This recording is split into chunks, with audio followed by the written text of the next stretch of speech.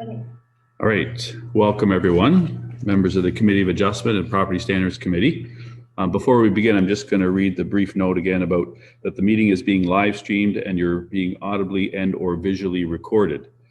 So I'm going to introduce staff that's with us here tonight. We have Antonetta, our planner. There she is. We have the director of, Henry Bosey, the bylaw enforcement coordinator. Where's Henry? There he is. We have Nancy Simon. Everybody knows Nancy.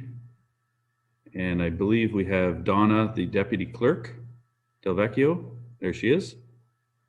And Michaela Bray, our planner, who's training for Nancy's replacement, I guess, over the next few months.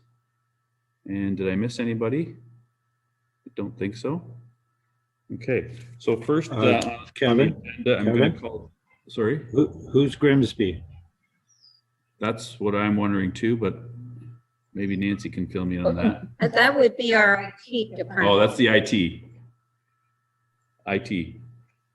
So before we begin, I'm going to call the meeting to order, but I'm going to ask for a disclosure of interest. Does anyone have a pecuniary interest in the matters before us this evening? We're not really dealing with a property matter. So we are going to go into closed session for the first part, which is training. So I'm just going to read the motion, if I can have a mover and a seconder. Resolved that the Committee of Adjustment move into closed session under section 239 sub 3.1.2 of the Municipal Act. A meeting of council or local board or committee of either of them may be closed to the public if the following conditions are both satisfied. One, that the meeting is held for the purpose of educating or training the members. And two, at the meeting, no member discusses or otherwise deals with any matter in a way that materially advances the business or decision-making of the council, local board, or committee. Therefore, move that the committee go into closed session for property standards training. Do I have a mover and a seconder on this? Dylan and Danielle. Any further discussion on it? Pretty straightforward. All those in favor, maybe raise their hand. Opposed, if any? Was carried.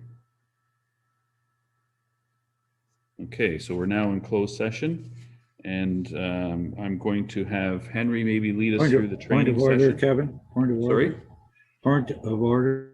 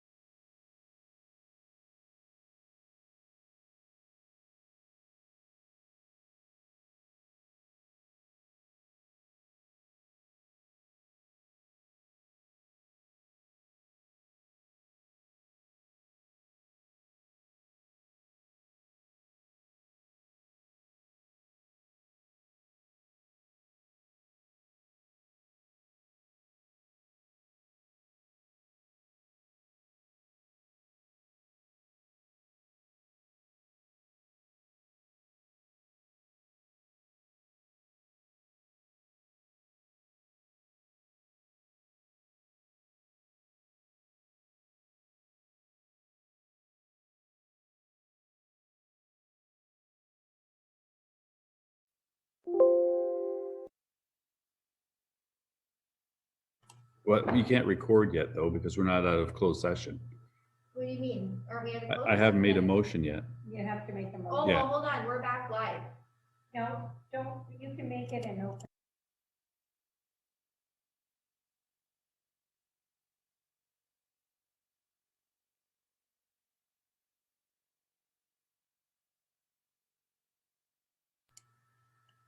Cleaner if it was. Okay. I'm just going to call everybody back if you didn't go too far, I trust. So before we continue, then I'm going to ask for a mover and a seconder, the resolve that the Committee of Adjustment return to open session, and that recording, the public recording, will begin. Mover and a seconder, Danielle and Herb. Any further discussion? All those in favor say aye or raise their hand for the screen. It's carried. Okay, so first, before we begin, I'll just make some opening remarks. So I'd like to thank staff again for their hard work in putting this together. Nancy and Antoinette regarding the procedural bylaw. So we're here just to provide input as, I guess, the users of the document, to provide input to staff, who will also be preparing a report that will eventually go to council. Council is the ultimate decision maker on this procedural bylaw. It's really just to help us make sure that we're following the Planning Act in providing a fair and open and transparent hearing and process for the members of the public. I mean, that's what we're really here for.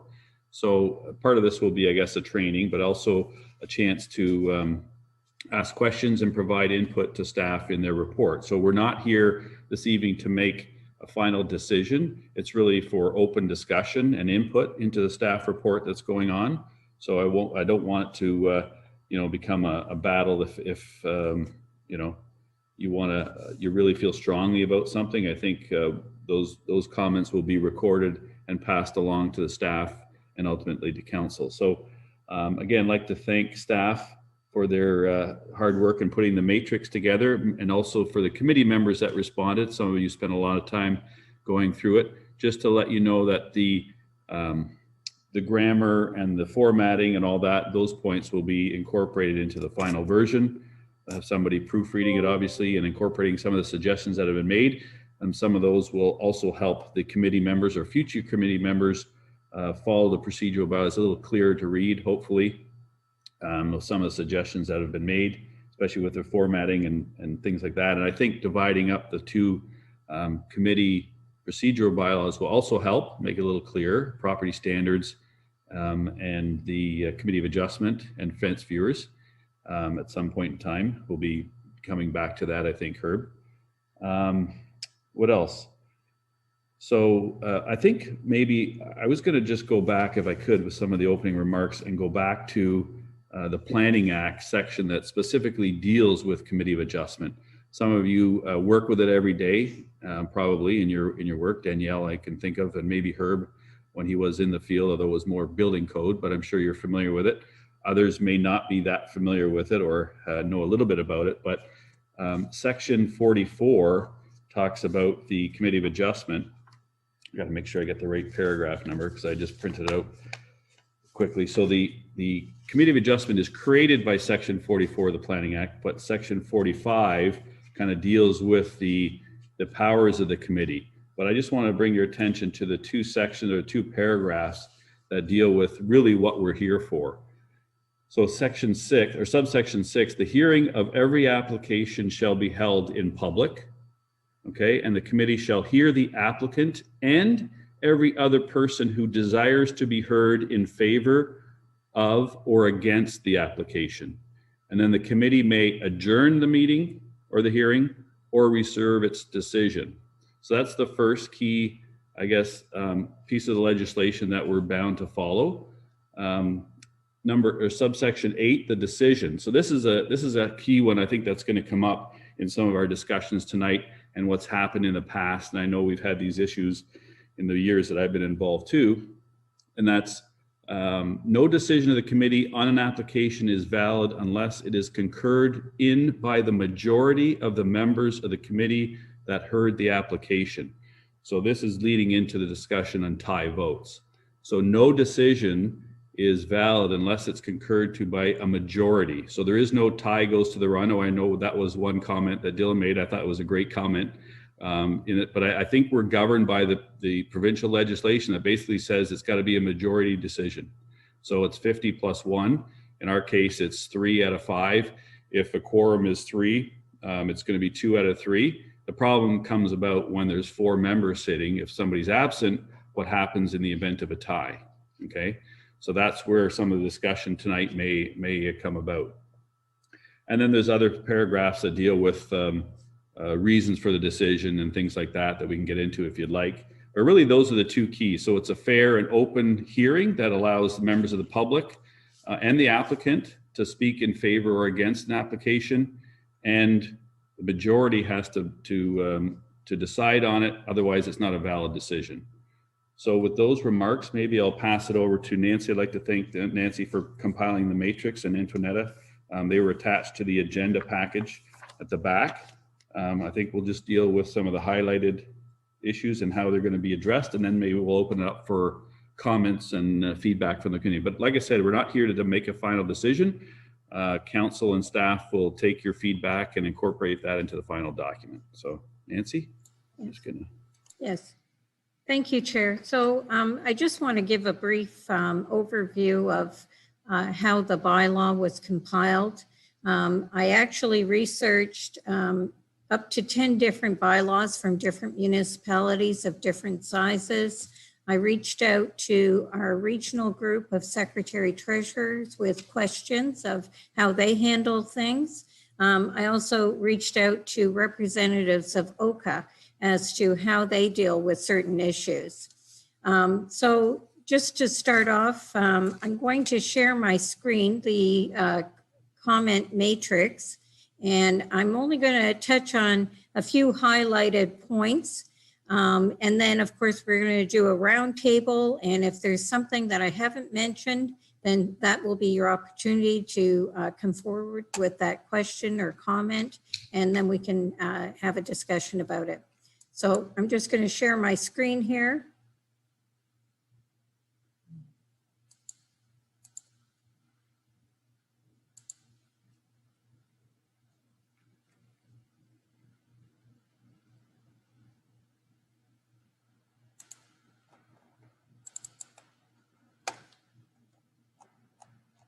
So first off, there were questions this evening about, and also comments from everyone regarding why is the bylaw focused on Committee of Adjustment with an appendix for property standards? Are they 2 separate committees?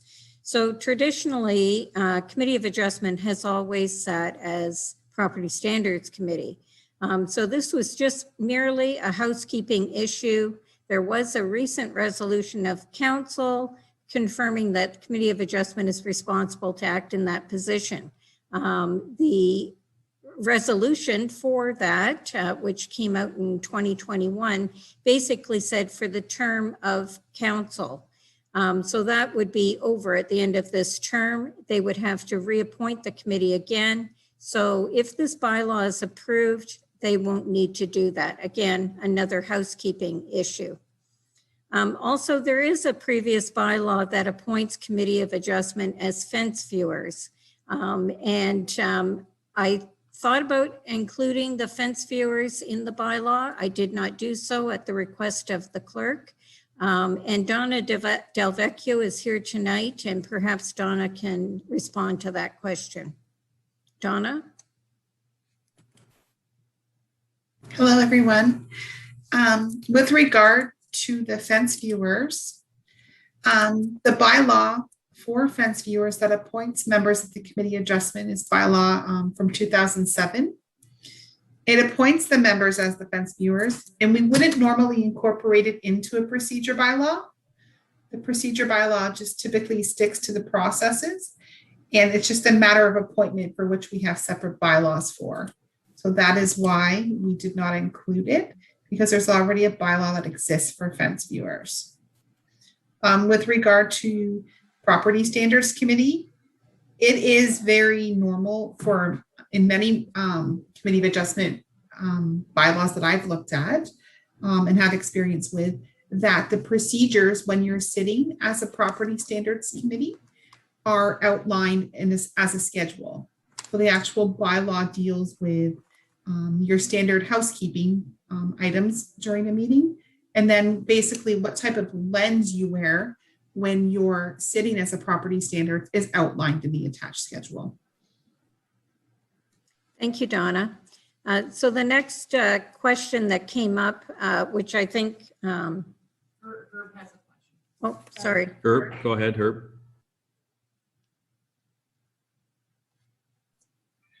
Yes, to Donna. So is the committee, the present committee of adjustment, considered a separate committee for fence viewing? I can answer that one, Herb. No, the Committee of Adjustment are appointed as the fence viewers. So it's the same committee. Okay, so that's what I'm asking then. Seeing as how this bylaw is for Committee of Adjustment, property standards, fence viewing should also be following these same procedural bylaws, should they not? Maybe Donna can answer that. I mean, we're technically 3 separate committees, so really we could have 3 separate procedural bylaws if there's some nuances between the different ones, like maybe the majority thing doesn't apply to the other committees. I don't know. That's specifically to Committee of Adjustment. So I don't know if there's any other subtle differences that would apply when you're sitting or wearing the hat of a fence viewer or wearing the hat of a property standards member. I don't know, but that would be something that Donna maybe could answer. Donna? I'm just looking at the bylaw now that appoints fence viewers, and there's no procedural items referenced in this bylaw.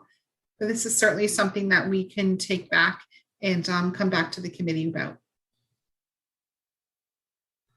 Does that help, Herb? Well, that's what I'm saying. We're doing this right now. Why not include it in this bylaw? We're here, we're doing this. But we want to create 3 separate bylaws then, is what you're saying, because there No. may be differences. Yeah, because there may be differences for Committee of Adjustment procedures than there is for a fence viewer. Okay, well, why three separate bylaws? We're only having one for property standards and Committee of Adjustment. Why not just put the third committee in the same bylaw? We're already incorporating 2 committees in the same bylaw. If I could just jump in there, Mr. Chair. Herb, I'd like to add that I think as staff, we want to look at the fence viewers bylaw because it is a fairly outdated practice and many municipalities have moved away from it as it tends to be a civil dispute matter. I think we might want to make more broader recommendations on that piece to council. So I wouldn't want to tie up our progress here as we evaluate the functionality and effectiveness of something that is really meant for, more rural-based types of things that we haven't really used a lot here. So those are the kind of conversations that we're having. So again, we'll come back to the committee, but I think we have to leave them as separate because this may not apply to the fence viewers committee if that fence viewer committee even warrants continuing existence. And we've also been working with our clerk's department on that, and I think we just want an opportunity to review it. I hope that helps. Does that help, Herb? So we're trying to create 3 distinct, but we don't want to get caught up in the other 2 that may not be as important. I understand that. So there time in the future, we may come back to this, another bylaw that we have to approve or whatever. Right. But there may be subtle differences in it too that relate to just the fence viewer aspect of it. That's not required for Committee of Adjustment or vice versa. Okay. Nancy, did you wish to continue then? Yep. Thank you, Chair. So the next point that I wanted to make is I've noticed in the past at some committee meetings, we have a tendency to hear from the applicant and then we ask the committee members to comment. So I spelled it out in the bylaw that first the applicant has to speak, then anybody in the public has to present, and then the committee asks questions. Just to clarify that, because I think it's important that we hear all of the evidence first before we start asking questions or commenting on the application. So I just wanted to clarify that point because that was one of the questions that was asked in the comment matrix. And also another good question that was asked is, why does the chair vote last? So I'm going to ask Donna to weigh in here on that particular point.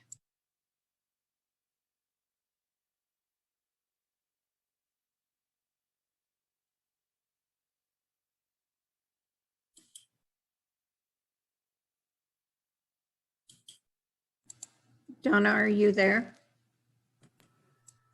Donna, were you going to address that point? Sorry, I'm having some issues. Can we come back to that, Nancy? Want to continue? Thank you, Donna. We'll come back to that one. So the next really crucial point, and I think this is the point of one of the reasons why we're all here, is the tie vote issue. So Kevin gave an overview of why the tie vote is such an issue with committees of adjustment. And I have to tell you that we're not the only committee that struggles with this and how to deal with it. So because the Planning Act says a majority of the members shall hear no decision of the committee on an application is valid unless it is concurred in by the majority of the members. So because of this section in the Planning Act, in the past, our practice has been if there is a tie vote, it's a defeated vote, and then we bring the matter back to the Committee of Adjustment, which means the applicant has to come back more than one time, which in some respects is not really fair. So there has been a great discussion in the past as how can we improve on this? So 3 different options were presented to me by various municipalities. One option is the wording in their bylaw, and this is for the city of Vaughan. One of the options is a tie vote is a defeated vote. And then they go on to say that the chair, in the event of a tie vote, the chair may refrain from voting in order to avoid a tie. Something of that nature. I haven't got the exact wording here with me, but that's the basic idea. Also, some municipalities actually rotate members.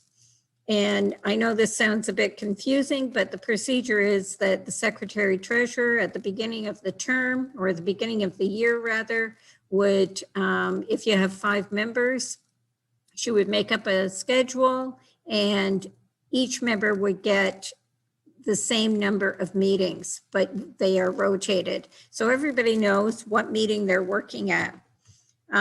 If there's a conflict, if they're on vacation or whatnot, they present that at the meeting and note that they aren't available for their assigned meeting and someone takes over that slot.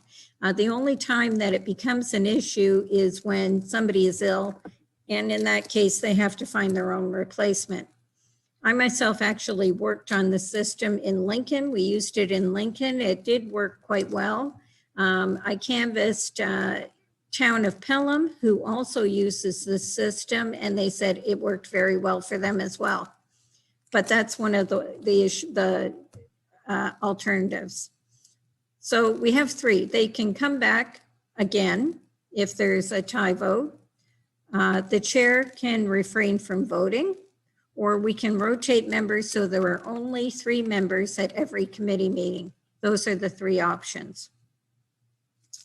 And I believe that is all that I wanted to touch on. So thank you. All right, thank you for that, Nancy. Herb, you had a question? I'm going to allow everybody kind of their comments and feedback, but did you want to start or did you have a question about what Nancy just said? Yes, just to clarify, you said there's only three options. I thought there was an option that the applicant comes back. And you didn't mention that was one of the three options that I can remember. Yes, I did, Herb. I did Okay. mention that. Okay. And also a comment. I think every member of the committee, including the chair, should have the right to vote at all decisions. They shouldn't have to say, I'm not voting because they're afraid there's going to be a tie. I think that the chair should vote at every meeting, and that's their right to vote at every meeting. That's all. Thanks for those comments. So maybe we should start by going one by one and see if there's anything that people would like to bring up. And again, we're not here to vote on your comments. We would just like feedback to so staff can pick that up and incorporate that into their staff report. So I agree, Herb. Like I think the difficulty, and honestly, it hasn't occurred that often where we had a tie vote. Now you can correct me if I'm wrong, Herb. I can count on one hand maybe that we had a tie, and a lot of times, yeah, twice in 10, 20 years that I can think of.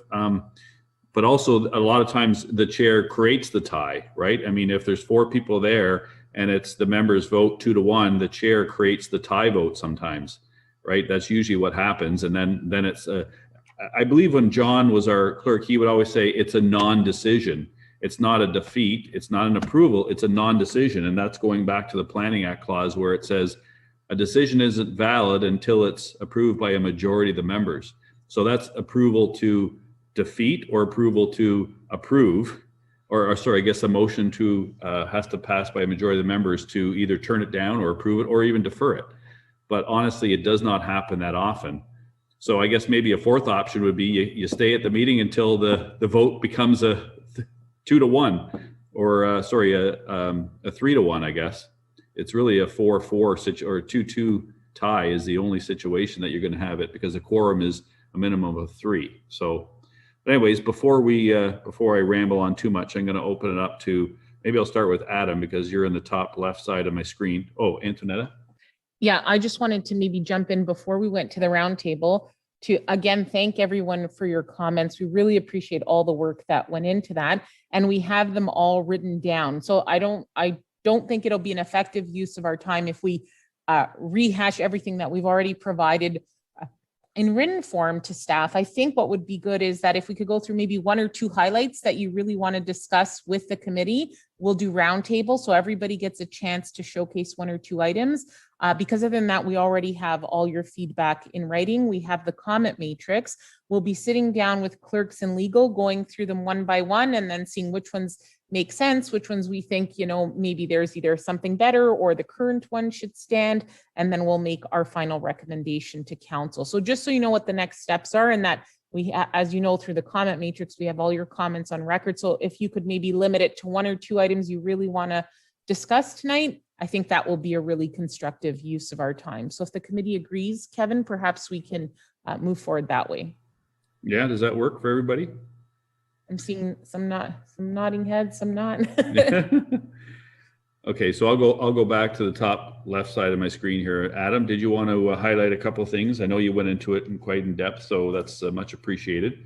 But to maybe some of the highlight, some of the bigger items that you think we can either discuss or comment or question on. Yeah, the first thing was actually about the tie vote was, I noticed in some procedural bylaws, they say may refrain and other ones say shall refrain. I don't know, either or, it's kind of a tough call, but it's sort of, the wording is may refrain, if you have a chair that's passionate about one particular application, they may want to not refrain, and then sort of you're back into the tie vote situation again. So it's almost like a circular logic there. The other thing was about what actually constitutes a decision. I know this came up and was well discussed in terms of, whether if a motion to approve is defeated, is that a decision or is it not?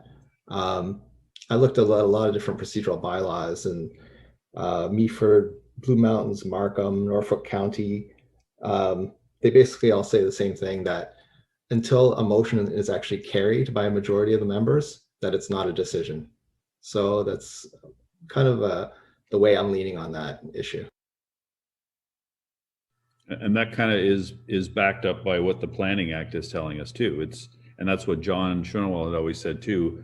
A tie vote is a non-decision. It's not a defeat or an approval. It's a non-decision because the majority haven't voted in favor of it, right? Or not concurred by the majority of the members that heard the application. So just by being present, I guess, you are in fact called into the vote as chair, I would think. To Herb's point too, I think there's only 5 of us here to whittle it down to 4 and then down to 3 just to get an odd number. I think if you're hearing the decision or the application, you really have an obligation to vote on it. But that's my opinion too. But anyways, I interrupted Adam. Carry on. Yeah, it's just I was going to actually comment a little more on that. Just look at my notes here. Yeah, because you might have a situation where, say, an application may have 5 conditions on it, and you have a mover and a seconder that say, I want the 5. And then you may have two other members who say, well, I'm up for to approve it, but only with, say, 2 or 3 conditions. So if the first motion is defeated and that's considered a decision, well, really the other 2 members were actually not really turning the application down. They had their own reasons to approve it. So I think we need to bring clarity there, just so there's no uncertainty in the rules.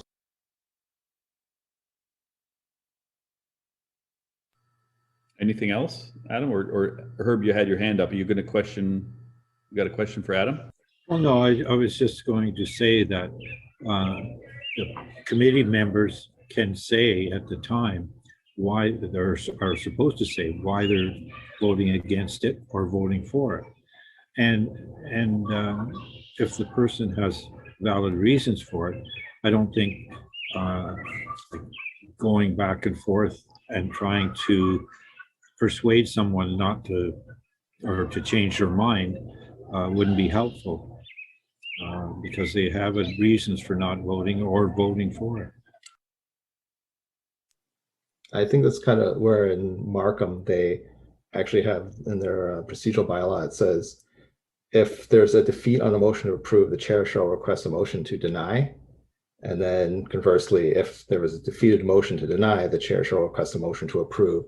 I think you sort of have to give finality to the actual application. I agree. And the difficulty is going to be where it's a tie vote. So you have 2 passionate people for and 2 against. So in theory, it's just going to flip-flop. The motion to deny will be the same. But anyways, I get it. It adds some finality, but it's still a non-decision if it's tied again.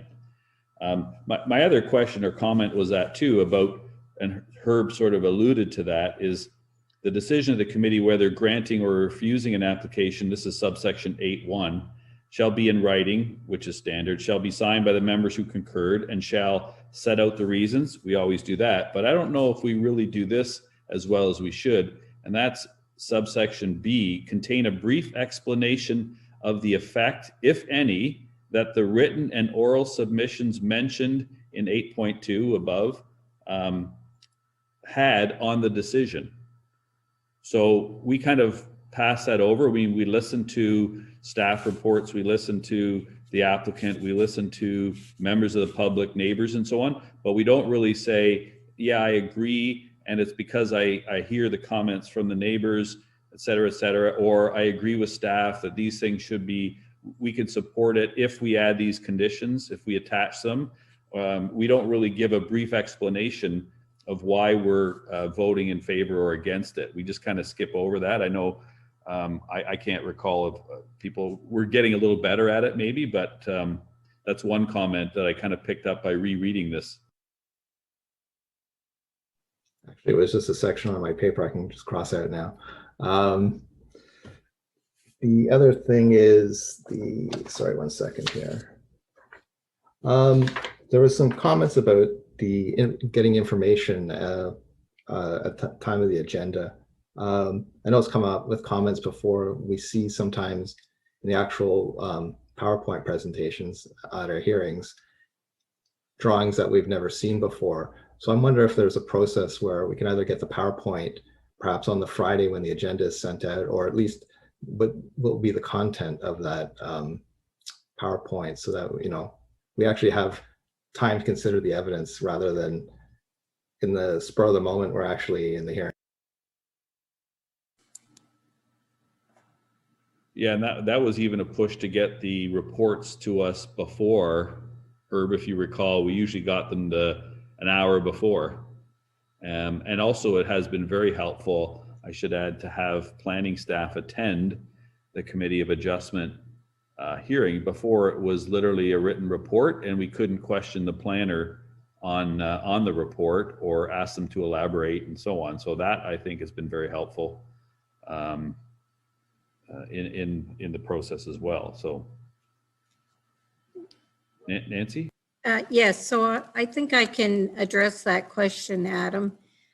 So basically, we're often in a time crunch, and the PowerPoint is done on the Monday or Tuesday before the meeting. So I don't want to commit that we're going to be able to get that to you before then. Oftentimes too, we have applicants that are submitting things at the last minute. If there is drawings, I make a point of trying to send those out ahead of time. But you're correct. There have been a few instances where things have come at the last minute, but I also think that we've greatly improved on the process because in the past, you were getting the memorandums the day of the meeting. So we've actually improved on the process. And certainly we can work towards doing that better, but I think you have to understand we're a very busy department and we're under a lot of time constraints, so we do the best we can. Thanks, Nancy. Herb, you had your hand up? Yes, Mr. Chair. I think that the committee should be offered the same courtesy as the people that are getting mailouts for these applications. For a decision, it's 10 days, and for consent, it's 15 days before the meeting. And I think that should be done for the committee members as well. At least we have the basics. And then if there's something new that comes through after or just before the meeting, then it can be sent out to us. Those criteria and those courtesies are being sent to adjacent property owners. I think they should also be sent to the committee members, because we have to do the same type of review, if not more, than what the adjacent property owners are. Mm-hmm. Nancy? Through the chair, Herb, you are sent the notices at the same time that we circulate via mail. You're sent them via email. So they're sent out the same day. So you do have an opportunity. If you look in your email, you'll see what properties, so what notices there are, and you do know ahead of time what properties you have to review. It's the actual agenda with the memorandums that you don't get until the Friday before, but you still have 5 days to consider the memorandum. And you do have 10 and 15 days for the notices and to do your site visits. We're required to send those to you. Well, in these last few months, I have not been, or this year, I have not been getting my notices 10 to 15 days before the meeting. We just got sent the July. Sorry, we just got sent the July 20th notices today. Yeah. So we've received them well in advance of the meeting. I've been getting them at least 20 days in advance. So yeah, I agree. Herb, check your email today, because mine, I agree. And Danielle, I just got mine a couple hours ago. Yeah. For From the Michaela. Next meeting.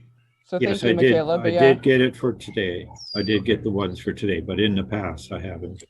Yeah, I always get them well in advance, without like even in excess of the 10 and 15 days as required for notices. Sorry.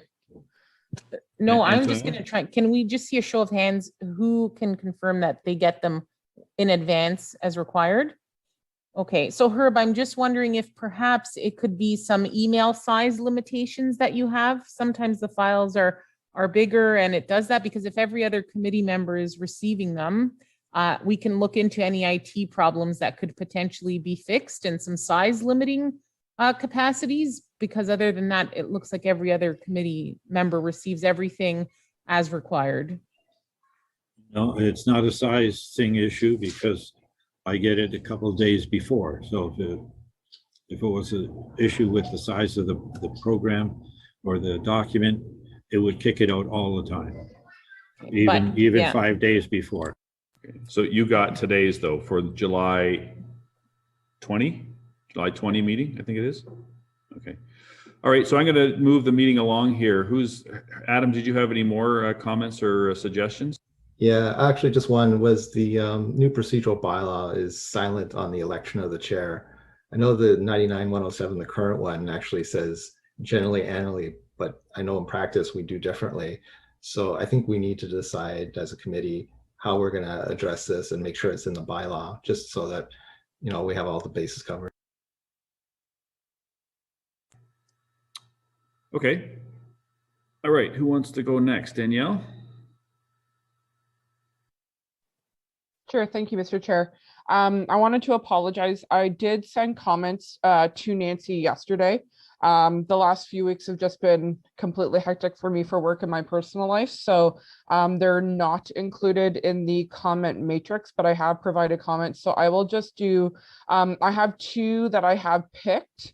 And she does have the remainder of them. So I would assume, Nancy, you would probably just include those in the comment matrix to discuss afterwards. But I did also want to thank, as I'm pulling them up here, I apologize.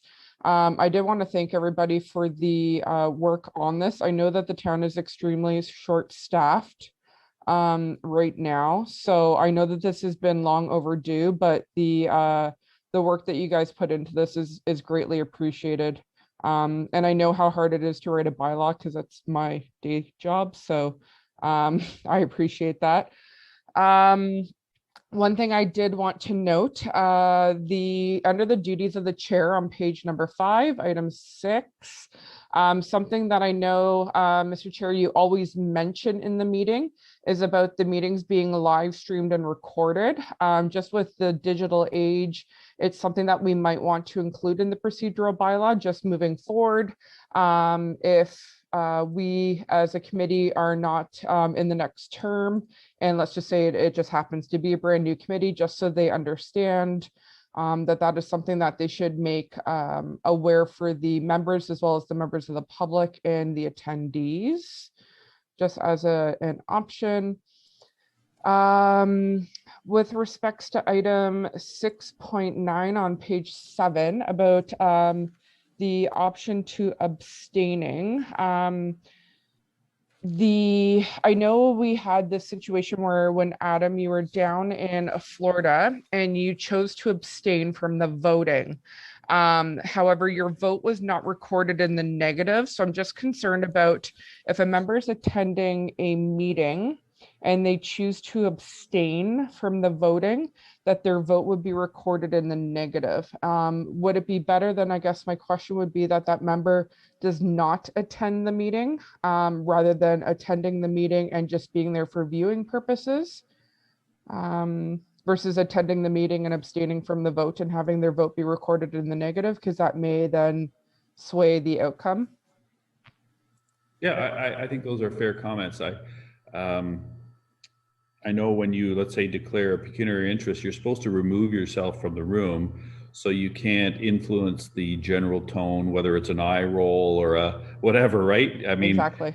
And if you don't attend, not to point Adam out, but I mean, if you didn't attend the property, then you really shouldn't be counted as the vote. I mean, it should be 4 people attending the meeting, not 5 with 1 abstaining or 1 in the negative. Is that kind of what you're getting at? Correct. So, yes. So then potentially, you know, it's different than attending the meeting and and not even voting because it's a negative vote And versus a 2-2. Adam, that was not to, sorry to put you on the spot or to Not to point you out, but it was a good example though. Yes, it was just, I just like, how do we deal with that? And I mean, obviously you're a member of the public, you could still come in and join in as a member of the public, but to be in presence as a member of the committee, you know, I just have your, I did like your vote, I don't think was recorded as in the negative for those meetings, but moving forward, how would we deal with that situation with that clause being in the new bylaw? So, but I see his hand up, so I don't know if you want to comment on that. Actually, if you go to Robert's rules, it says abstentions are considered blank ballots. It's you're not counted technically. It's a lot of lawyers get this one wrong, but yeah, that's what Robert's rule says, is that abstaining is the equivalent of a blank ballot. It's not a vote for or against. It's not even counted. Right. Okay, so that, yeah, so that's something. But that would be something to codify or to put in there. If you haven't attended and you're going to abstain from the discussion, but I think it's almost fair then you should be I don't even know if you should be listening in. I know we don't allow other members of the public to sit, at least not on Zoom, to sit in on these. Now I'm getting an echo, sorry. Nancy has to go on. So I just wanted to respond to Danielle's comment about electronic meetings. It is included in section 3.7. It says that all meetings are recorded electronically for the public. So that's pretty much saying that we're live streaming them. Certainly we could spell it out with the wording live streaming, but you know, I said recorded electronically just because we don't know what the future holds. Fair, okay, fair enough. If that's what would cover it, then I was just thinking back to our last meeting with the resident that we had to remove, and the question that was arising from IT, whether or not we were going to edit out parts of the video because we were live streaming and recording. So that's just kind of the situation I was thinking of. Yeah, yeah. So that's a good example of what happened with that lady at the last meeting. And I think we all agree that we shouldn't take those types of interruptions out of the meeting. If we were in person, certainly we would all still hear it and it would, you know, be part of the meeting. So, you know, I don't think we should take anything out of the meeting. We shouldn't be editing that way. Completely agree. Herb, you had your hand up?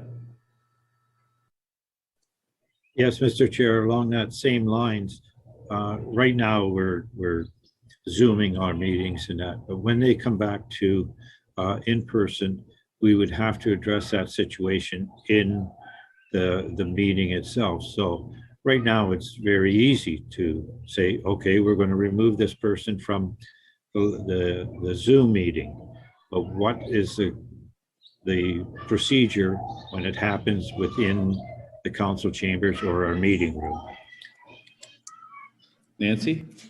So that's a good point, Herb. I think if you recall in the past, if we've had disruption in the meetings, it's really the call of the chair to silence that person.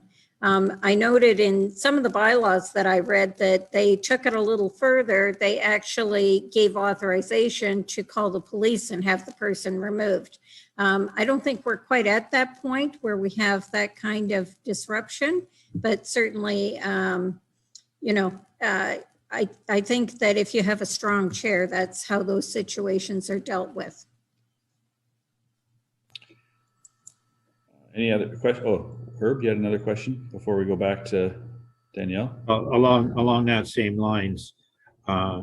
So I still think we should have something in the bylaw that says the chair can ask a person to leave the meeting that is disruptive, when they are disruptive or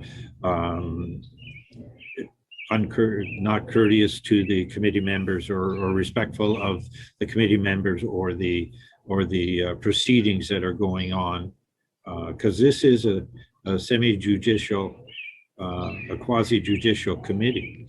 So it's a legal body, a governing body. So it has certain We have a code of conduct we're supposed to Yeah. follow, and we would expect that the townspeople would follow it as well too. Something along Agreed. those lines. Nancy?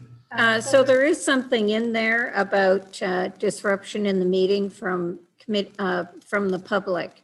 There is something included.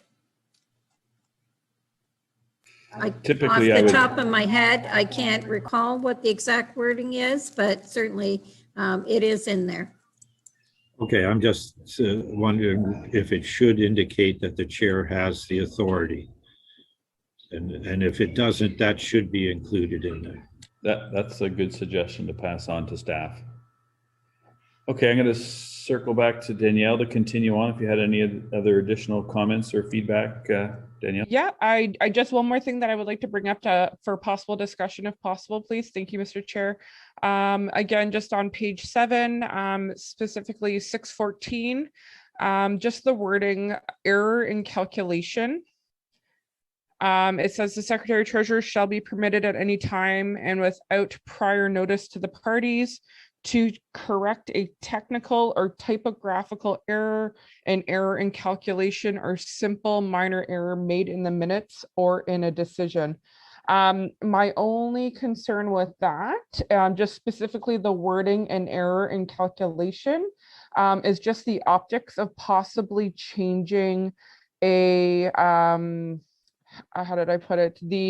I understand the intention, but their perception or the optics could leave it that the changing of the numbers or the calculation or the variances, I think that the wording of technical or typographical errors does cover what the intended purposes of the bylaw is, and just specifically saying calculate, I don't know, just something about the calculation just has me concerned that the perception of it is that the number of a variance on a decision or in the minutes could change, which could lead to questioning whether or not a recirculation, a new variant, whether or not we've been fully transparent in our process with the public. So that would be it, Mr. Chair, if there's any other discussion on that point. So Thank you very much. Dylan, did you have any comments or questions? I think a lot of, some of the things that I mentioned in my comments have already been made. I guess to sort of reiterate, when it comes to the notices, I do receive them, earlier on. Sorry. Sorry, as we all do. I just find that obviously the materials that are circulated the Friday before are so much more informative, obviously. So I will often wait until I receive those in order to get sort of, a better understanding as to, what we're looking at, what's being considered, staff's opinion, et cetera. If there's been any comments from, from neighbors or et cetera. So that was sort of one of the comments was, can we have it a week before? That was mine. I totally understand the work of staff and sort of the way that the machinery works. So, that was just my sort of a learning curve for me. I would also, echo when it comes to voting, what Herb has said. I think that everyone in the meeting, regardless of their position, should be able to vote. Really, if tie votes are sort of a rarity, I guess I understand the inconvenience to the public, but if they are a true rarity here, I would still sort of not want the chair, let's say, to not have to vote. And I personally don't support the notion. I mean, I understand the sort of rotating through individuals to look at files, but I would also say we're a fairly small committee. And I think that, again, being the newest individual to the committee, I think that, all of the experience and knowledge of the committee should be brought forward to decisions. I think perhaps in larger municipalities with larger numbers, that may work more effectively. Just my comments on that one. And finally, I would just echo Adam's comments. about how the chair of the committee, vice chair, is elected, just for clarity. I have no objections to the way it's being done.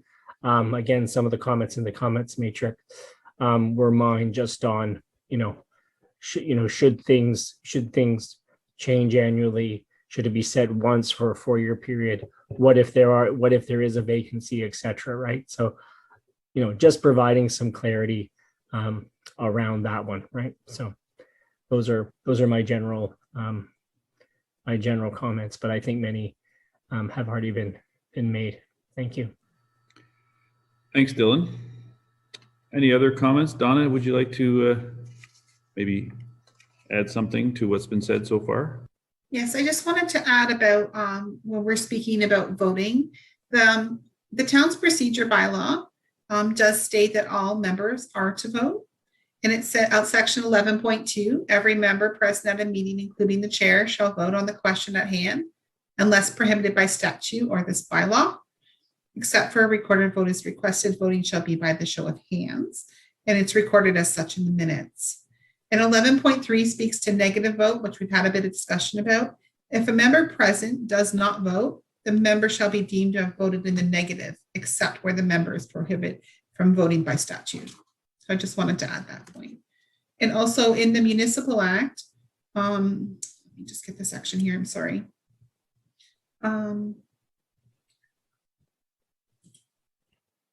Section 246(2) of the Municipal Act does speak to failure to vote. And it reads a failure to vote under subsection 1, which is a recorded vote, by a member who's present at the meeting at the time of the vote and is qualified to vote shall be deemed to be a negative vote. So I just wanted to add that to the discussion as well.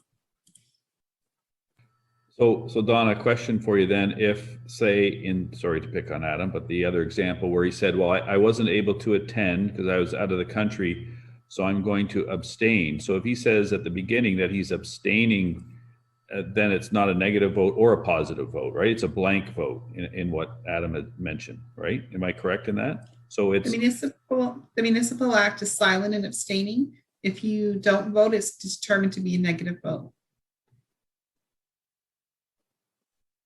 So what would you suggest then for these kind of examples where someone is declaring at the beginning that they were unable to attend the property for whatever reason, because it does require, your procedure bylaw on page 10 does require the member to conduct a site visit.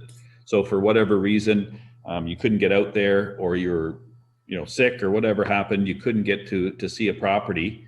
What do you suggest? I'm just asking. So what would staff suggest be the way around that? Would you have to declare that as being, well, I was unable to attend, so I'm going to abstain from voting or abstain from the hearing, or just not attend the meeting? Maybe, I don't know. I'm just throwing it out there for maybe other committee members to comment on as well. Because I agree, like, it shouldn't be a negative vote either. It shouldn't be positive. It may create a situation where there's a tie all of a sudden. You think you have 5 people and one's abstaining for that reason, then you've got potential for a tie. And again, to back to the tie thing, just to go a little bit about that, even though there's 4 people present, there's not that many instances where it's a tie vote, it's a split. It's usually fairly clear in the positive or negative. A tie is very rare, but it does happen. It has happened with this committee. So, but I'm just curious what staff would suggest where someone was unable to attend. Do we declare it and abstain from the meeting? Do we remove ourselves from the meeting, or listen in but not vote? What's your suggestion? I think that the site visit is a requirement up to the meeting. We're required to attend the site. It's part of the hearing, in my opinion. So if you're unable to attend the site, you, in my opinion, cannot formulate enough of an analysis, I guess, to make an informed decision. Yeah, clearly I need either more coffee or more sleep. I apologize. Like I said, it's been a hectic 2 weeks. So yeah, in my opinion, like, if I was unable to, for whatever reason, not attend sites, I don't think I would feel comfortable or confident enough to attend a meeting to make an informed decision, or at least be able to speak about a property. So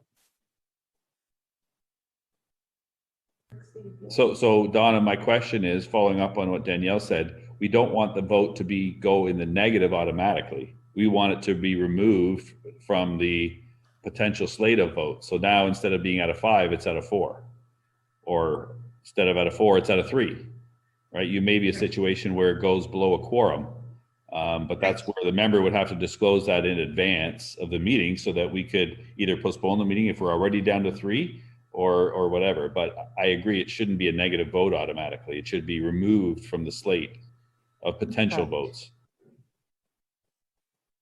Yeah, you don't want a homeowner getting an application denied just because a committee member couldn't attend their property to do their job. Site visit, to do their job. Yeah. Anyways, we're not going to solve it tonight, but those are just some comments to take back for staff to consider. So are there any other comments? Do people feel they had a fair shake tonight to air some of their comments and concerns and bring up some of these things? I know we don't usually get to discuss these at the meetings before and after, so I think this is a very informative way to do it, and the written comments in advance were great. Sorry, so Mr. again, Chair, I think Adam has his hand up. Oh, sorry, Adam. I see. No, I'm just contemplating. Contemplating. Oh, your actual Herb. physical raised hand is in Zoom. Sorry, that's why. You never sit with a, just like in an auction, you don't sit like that in an auction either. Go ahead, Herb. Yes, Mr. Chair. So now this bylaw is going to be sent to council. But as we're a quasi-judicial committee, and we are one step away from council, and we're one step away from any department within the city or the town, we have to approve this bylaw, and have a motion to approve it, because I think we do. Because I'm gonna ask Donna and or Antoinette to comment on that, because we're just implementing what council set before us. We're just following the procedures, but we're not deciding on the procedures. That's what I'm saying. We would have to say that we will adopt the procedures that has put forth us by the council. We've done that in the past when they've done other procedures. A lot of preambles of procedural bylaws I looked at actually say that it was approved by the Committee of Adjustment on so-and-so date, then forward to council. I'll leave that to staff to make a decision or comment on that. If it actually comes back to the committee to approve, or does it go from us to council or from council to us? Maybe staff can comment on that. Sure. Thank you through that, Mr. Chair. It's like a terms of reference in a way. They're approved by council. And I think we wanted to be clear at the onset of this process. I think, Mr. Chair, you said it in your introductory remarks tonight, there would be no approval of these terms by this committee. So what we want to do is take all these comments back and then bring it forward to, as I indicated, committee of the whole and then council for their approval. And then you would adopt them, and that would be your new way to operate within these rules that we've collectively, I like to think, co-written these pieces together and help authored something that works for everybody and addresses some of the concerns. So I'm happy to be corrected by our clerk's team if I'm incorrect, but that is, I think, the way we set out on this journey. And I think that's what we set out also at the beginning of the meeting. Donna, did you wish to add? In my past experience of implementing Committee of Adjustment bylaw, they did just do exactly what we're doing tonight, getting some feedback from the committee members, and then taking that bylaw, taking their comments in, and then bringing the bylaw direct to council for approval. That's my past experience. Herb? Yeah, that's what I was getting at. When it goes to council, you say it's brought back for us to implement it. So the committee has to approve it, that we're going to implement this bylaw. That's what I'm just getting at. So that's what, so when it goes to council, they're going to approve it. And then it's brought back and we say we will implement this bylaw. Is that correct? Go ahead, Antoinette. Once council adopts it, we really don't have a choice. You don't have much of a choice. Yeah.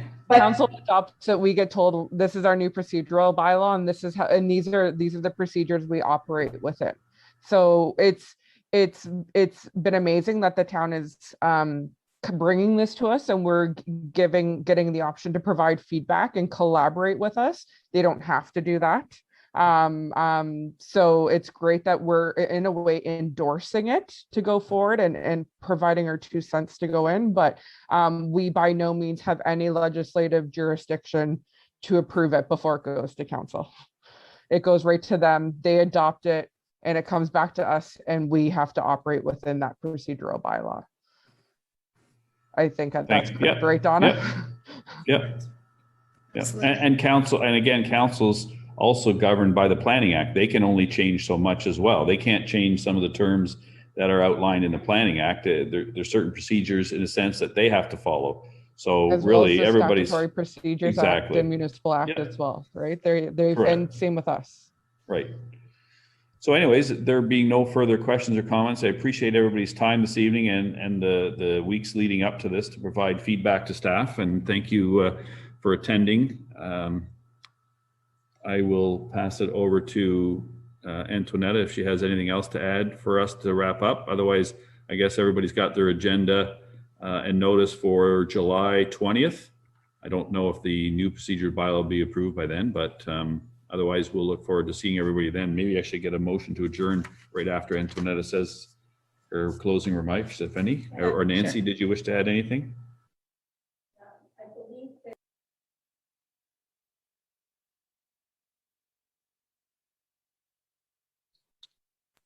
I think while Kevin's looking at the next motion, I'll just again reiterate our sincere thanks. And, thank you, Danielle, for just acknowledging that, we didn't have to do this, but we really wanted it to be a collaborative effort. And we wanted to feel like everybody had an opportunity to review, comment, and help author something that would be reflective of something that we would be proud to bring forward, but also that address some of the opportunities for improvement that we face this year. And we promised a June timeline. So I'm happy that we were able to squeak it right in there, even if it's at the very end of our timeline. And this is part of a larger sort of continuous improvement journey that the planning department is on. And we remain committed to fixing, things that there's always things that we can improve, but we like to do it together and to co-author and, I think bring forward something that's reflective of everybody's opinions. And typically bylaws and things of this nature are so much stronger when we do that. When I was reading through some of the comments, I'm like, that makes total sense. Yes, we should do that. Absolutely. Like they all add and improve. And even if they don't end up in the final version, they form an important dialogue that then we can have with the clerk's departments about the pros and cons, and then ultimately help us make our best recommendation to staff. So on that note, I won't belabor that point. Just a sincere thank you to everybody for their efforts, and, best wishes for a long Canada Day weekend, and enjoy. Thank you. Thank you. So I'm going to call for a motion then. Resolve that the revisions and modifications suggested to the procedural bylaw be referred to staff and at the clerk's department for final review prior to presentation to council. Do I have a mover and a seconder? Herb and Danielle. Any further discussion on this? All those in favor say aye. Opposed, if any, was carried. And then a motion to adjourn. Oh, did you have Herb, you had one more question before we adjourn? Yeah, I'm sorry to be in such a pain, but is there any idea when we'll be face to face? I'm going to ask Nancy that question. I believe senior staff is working on reopening phases. They haven't announced it yet, though, as to when we'll be face-to-face, but I agree with you that I personally would prefer to be face-to-face. So I'm sure we all agree with that. Thank you, Herb. Or at least try to see you before you send off, Nancy. You stay into the end of the year, though, I heard. All right, motion to adjourn. It's done. Danielle, Adam. All those in favor, say aye. Raise your hand. Opposed, if any. Thank you very much again for your participation tonight. Yep. Good night. Thank you, everyone. Appreciate it. Have a great evening. Take care.